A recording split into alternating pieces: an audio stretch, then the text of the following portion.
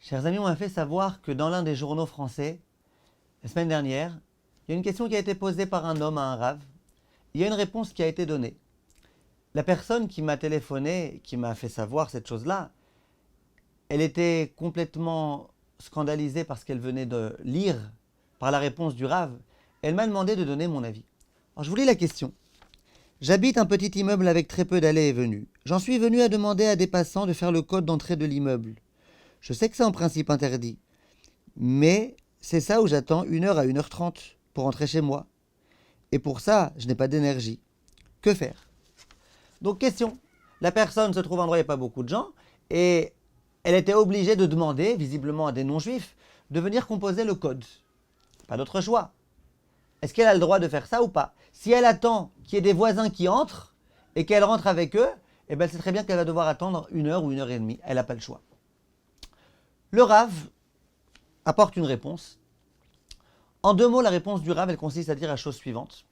Est-ce que l'électricité, c'est un problème d'ordre thoraïque ou pas?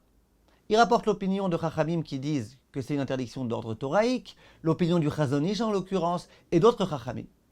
Et finalement, il dit, mais comme il y a d'autres Rabbanim qui ne sont pas d'accord avec le Chazon Ish, et qui disent que non, que ce n'est pas interdit midéoraïta, comme il y a le Rav Ovadia, qui d'après lui dit que non, c'est pas vrai que ça s'appelle bonnet vaisseauter.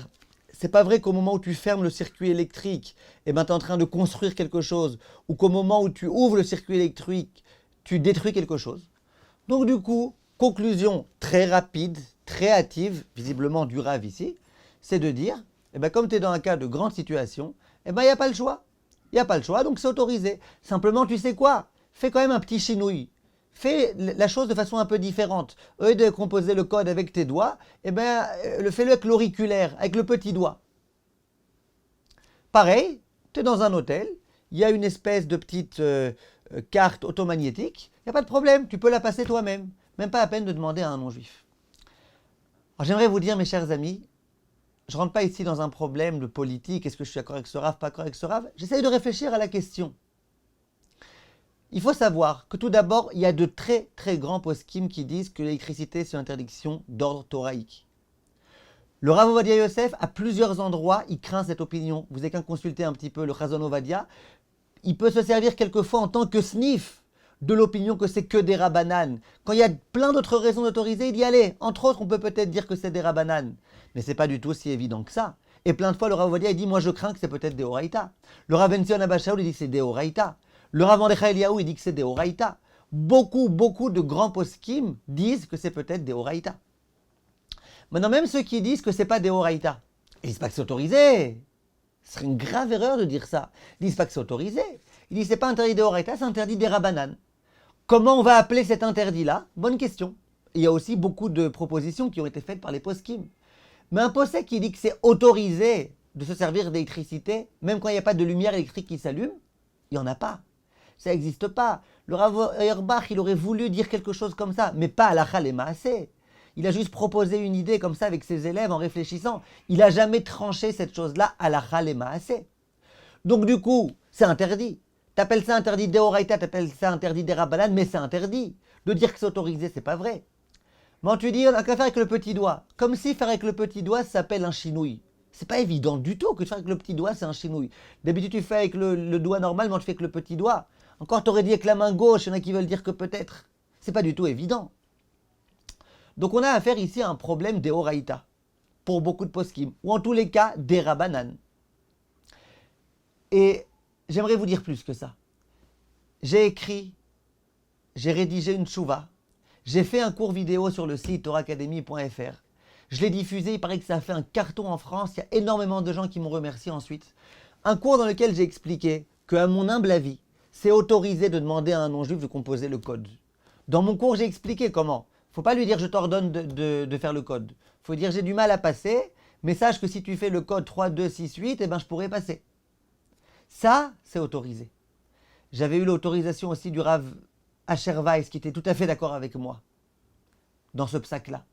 Donc ici, tu as un homme qui dit au Rav, la seule façon que j'ai pour m'en sortir et pas attendre une c'est de demander à un non-juif.